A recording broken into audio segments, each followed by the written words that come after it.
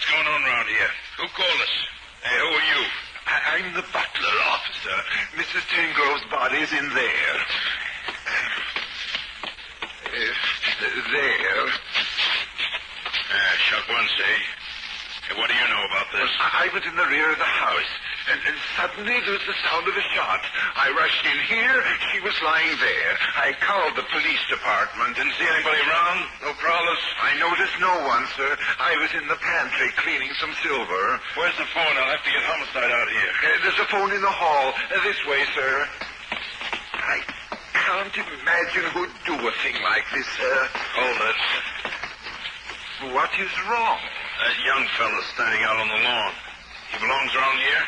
I don't believe I've ever seen him before. That's a gun in his hand. Yeah, you stay here.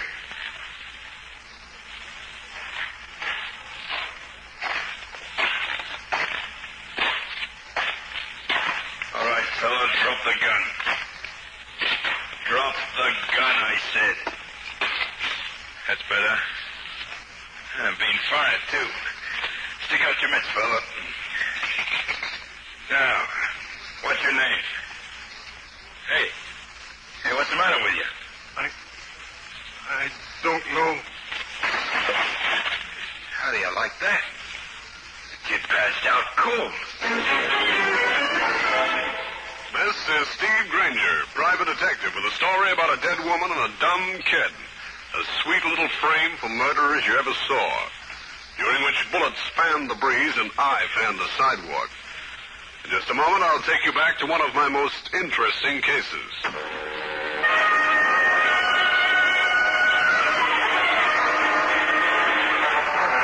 This is Granger.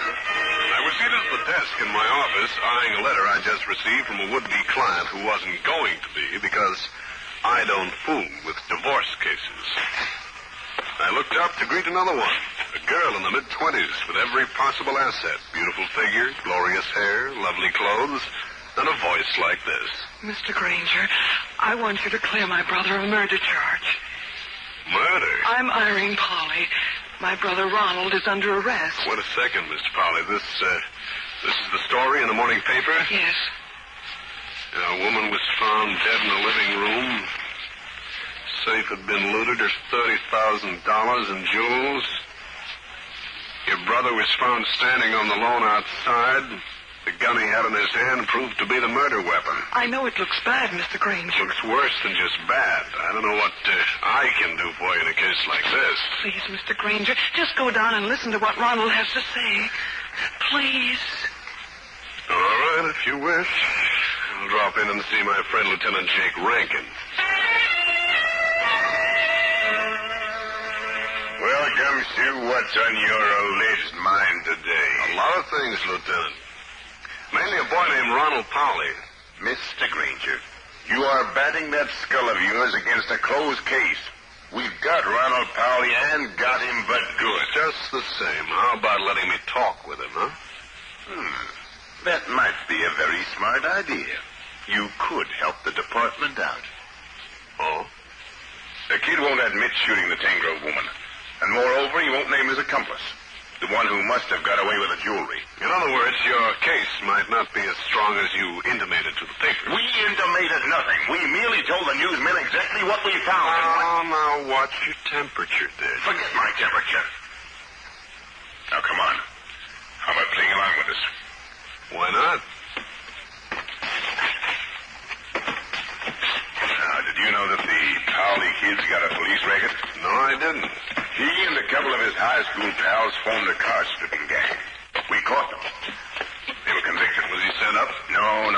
He got out on parole. Hey, here's his cell.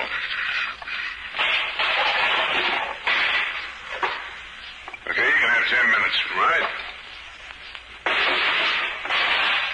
Well, who are you? Why are you here? My name's Steve Granger. Your sister asked me to come around and have a little talk with you. You're not a cop? No, I'm a private eye. Your sister thinks you're innocent. I didn't kill that woman. I didn't steal anything. I don't even remember how I got out in that district. What do you mean you don't remember? Well, I don't. Last thing I remember yesterday is around noon. I was walking down 8th Street. The wind was blowing, and I got something in my eye. Yeah, at least that checks. There was a stiff breeze around the time yesterday. Okay, kid, let's hear the rest of it. I couldn't get whatever it was out. There was a pool room up a few doors, so I thought I'd go inside and have somebody help me.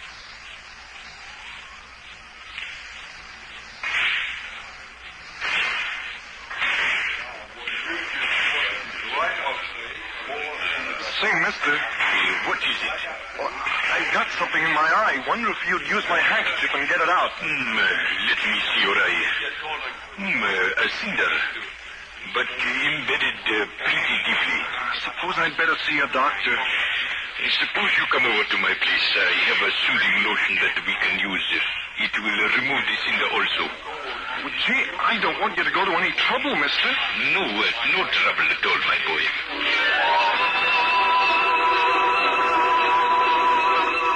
Keep talking, Ronald. What happened then? Well, we went over to his room. He washed out my eye. And then? That's all I remember. What did the man look like? Well, he was short, black hair, swarthy complexion, had some kind of a foreign accent. Where was this room? I was so worried about my eye, I didn't exactly notice, but it was up the block from the pool room. Mr. Granger, what are they going to do to me? You're being held on suspicion of murder, Ronald. But I didn't kill her. I couldn't have. Ronald. Yeah, Mr. Granger. What happened to your partner? The one who got away with the Tangrove jewelry. What? So you're on their side, too. You want me to confess to something I don't know anything about? Well, get out of here. Get out. All right. Cut out that racket. I want a lawyer. And keep this spy away from me.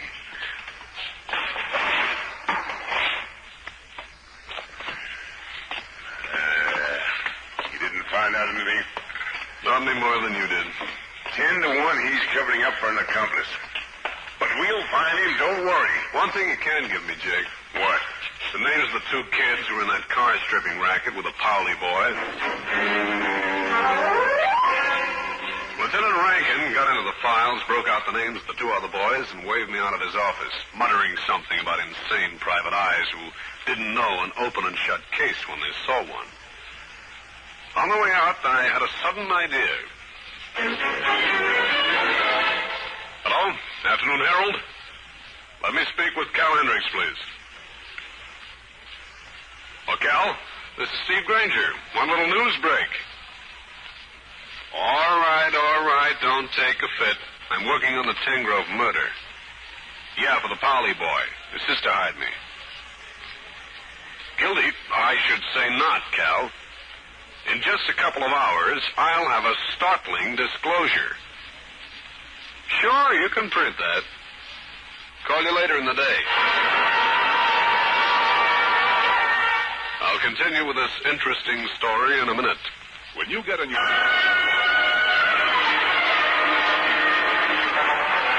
I knew that my friend Cal Hendricks would see that the next edition carried my statement about a startling disclosure.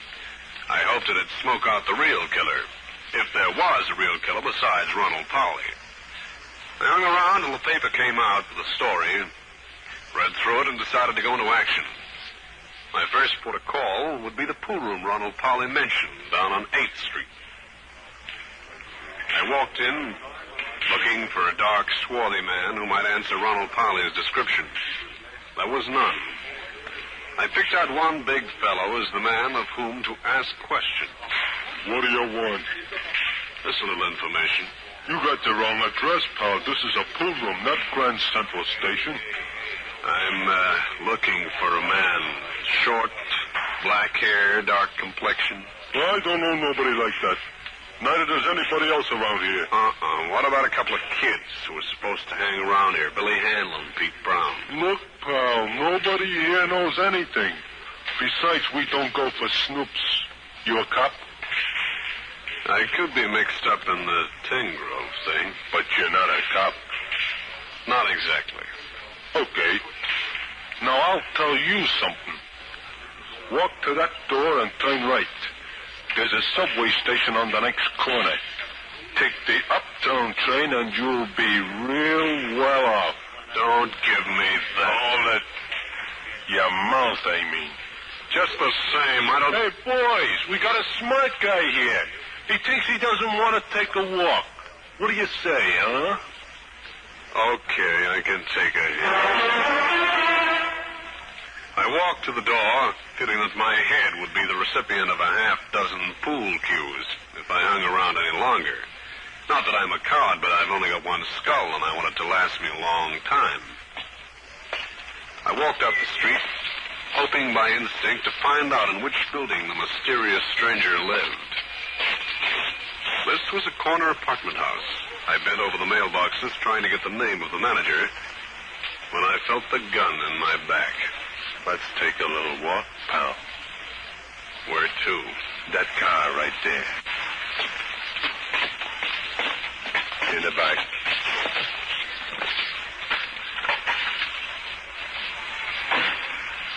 Okay, kid. Start driving. You fella, hand over that gun you've got under your shoulder. First you don't like my company, now you do. Why? Pal, you're moving in on my reckon. You're spoiling things for me. I'm beginning to see things. Billy, Pete, and the Powley kid worked for you as car strippers, didn't they? Maybe they did. Maybe you mixed up in the Tangrove killing. If Ronald Powley pulled that job, he did it on his own. All I'm interested in is my own record, not murder. If you're interested only in car stripping, I've got nothing against you. That's a police matter. I'm working on the Tangrove thing. Sure, pal. But you know about Hamlin, Brown, and Powley. I don't want the cops tying me in with them. I told you I'm interested in the Tangrove case. Ronald Powley's sister is paying me to clear the boy if I can. Would the kid's sister verify that? Sure she would. Okay. I'll let you go. If you'll have the kid's sister tell me that you're working for her. Pull up where we can get to a phone. Nah, not so fast. You forget about this little snatch, too. That's a deal. I'll give you back your gun after I take out the bullets. We pulled up near a drugstore. I went in and phoned Irene Powley. She was puzzled at my strange request, but she talked to the guy and confirmed my story. He had no option except to agree that I was leveling with him. And he left the drugstore, got in his car, and drove off. I started walking uptown when I saw another car swing towards me. I saw what the driver had in one hand and hit the curb and the gutter.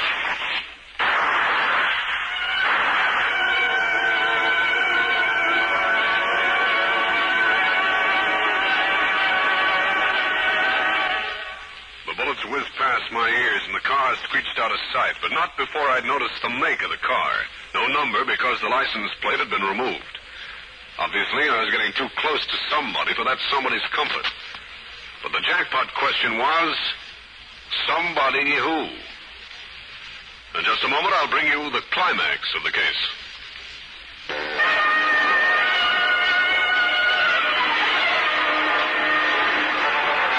After the guy who was so anxious for me to take lessons playing the harp disappeared in a roar of exhaust pipes, I picked myself up from the sidewalk and took a look at my suit. I figured my tailor would be able to afford another payment on his new house. I also figured this would be a good time to call on my pal, Cal Hendricks. Hey, Stevie, what's with you?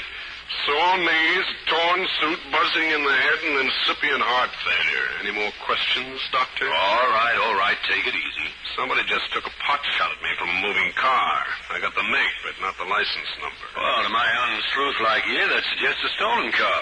See, you're real bright today. Or it could be something else. I was just remembering a gimmick a gang of lofters used some years back. Yeah? This gang would never steal cars. There was too much risk involved. They go to a drive-yourself place to rent a car. Then take off the license plate? And just while the robbery was being committed. Here's classified directories. Start thumbing, son.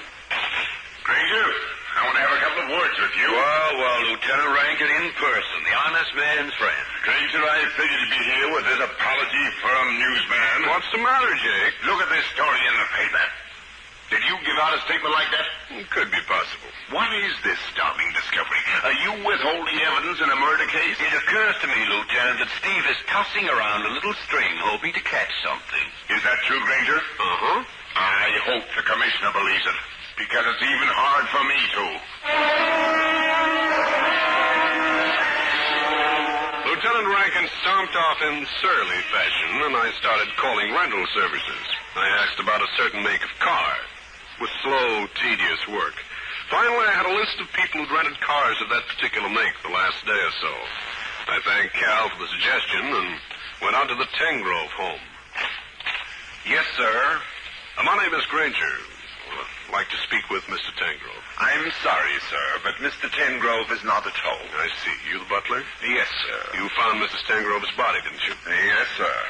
And you didn't notice anybody else around this place that day except the Powley boy? That is correct, sir.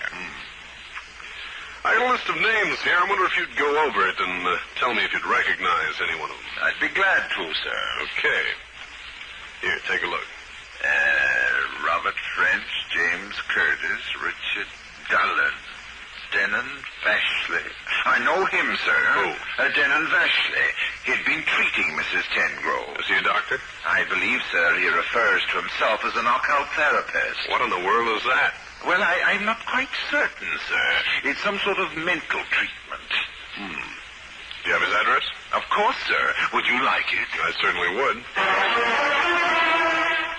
My hunch had paid off. Denon Vashley lived down on 8th Street, a block from the pool room, and not far from police headquarters.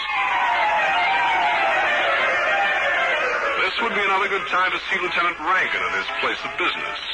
I wanted him to find out more about this Denon Vashley before I paid him a visit. I got out of a taxi and started hoofing it towards police headquarters. The streets were crowded with vehicles of all kinds.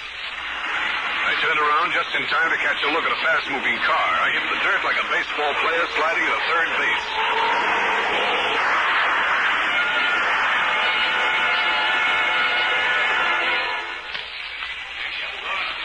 All right, Granger.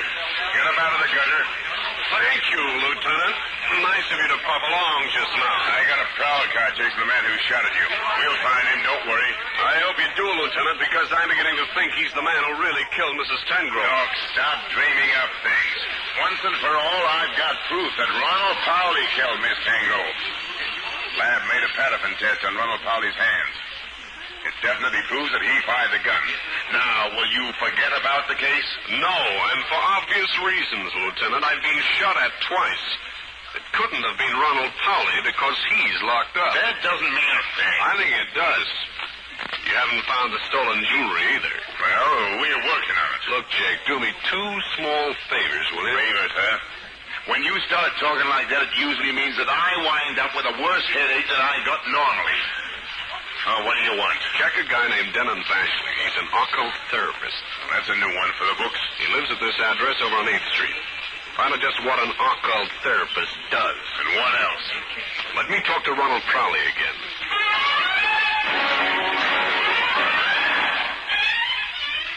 Ronald, I want you to answer every question I ask you. If you tell the truth, I might be able to get you out of this mess. What do you want to know? The pool room where you met this strange man. You lied to me before. You've hung around there a lot, haven't you? Yeah. You were working for the man who runs that pool room. You've kept right on stripping cars, haven't you? Well, yeah. You're going to have to tell that to the police, Ronald. But first, just what happened in that man's room? Did he just rinse out your eye? Well, no. No, it hurt like the dickens. I couldn't even let him get near it.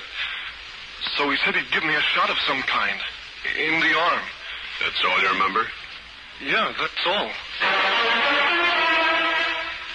Well, Jake, what'd you find out about Vashley, or haven't you had time? I got a little information. According to his publicity, he relieves and, get this, mental distress through hypnotism. Why, thank you, Lieutenant. You've tied it all up in a nice package. See you later. What are you up to now? To bring in the person who really killed Mrs. Tengrove.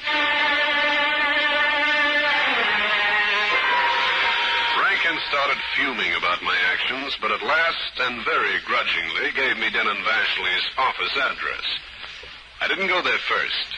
Instead, I headed for Vashley's room in the corner apartment building on 8th Street. Vashley wasn't around. The place was barely furnished, and there was nothing suspicious. Until I got into the bathroom hamper. There I found a bath towel with a series of holes burned through it. It had apparently been used to muffle the sound of a shot from a revolver that must have been placed in the hand of a hypnotized boy and fired. Result, a beautiful frame. I took the booty back to Lieutenant Rankin at Homicide. He wasn't impressed. Granger. You'll have to bring in something more concrete than a towel that's been used to muffle a gunshot. At least bring in this guy Vashley. Maybe you can snow him into making a false stop. No dice, Gumshoe. Come back when you got something good. Thanks, Jake. That's one of the things that endears you to me. You're so helpful.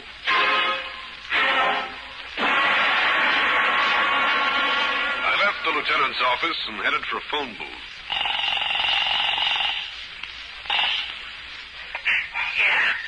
Irene? Yes? Steve Granger. I think I got a lead on who really killed Mrs. Tangro. Oh, you have? Yeah. You ever hear anything about a guy named Denon Vashley? V-A-S-H-L-I? Denon Vashley? He's the guy who fixed your brother's eye. Looks like he doped him, hypnotized him, and took him out to the Tangrove place as a fall guy. Oh, you sure? Almost. I'm going over to Vashley's office now. Maybe I can talk him into making a break. I hope you can. Denon Vashley's office was in Midtown Manhattan, and 8 times as luxurious as the room he had down on 8th Street.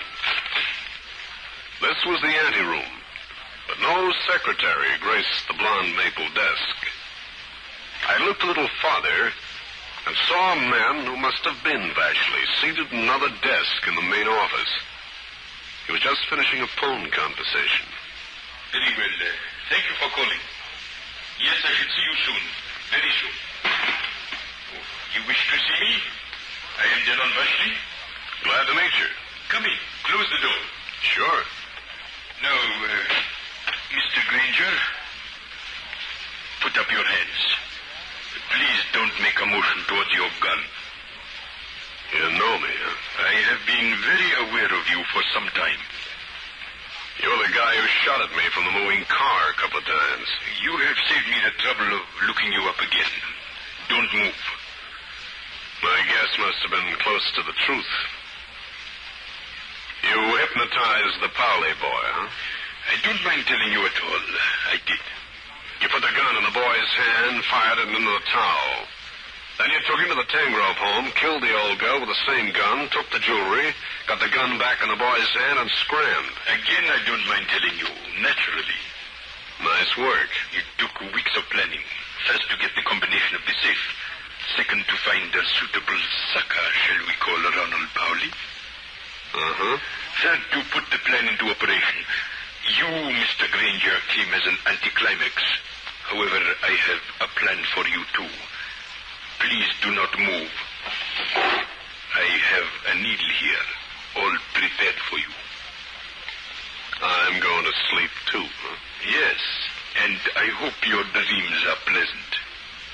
This won't take long. Too long for me. My golden gun, I'll break your wrist. No, I won't. Not until I finish.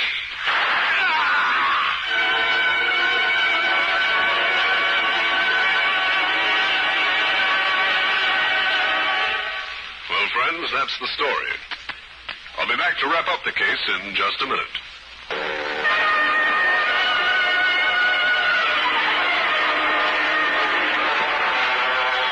I don't like guys with hypodermic needles.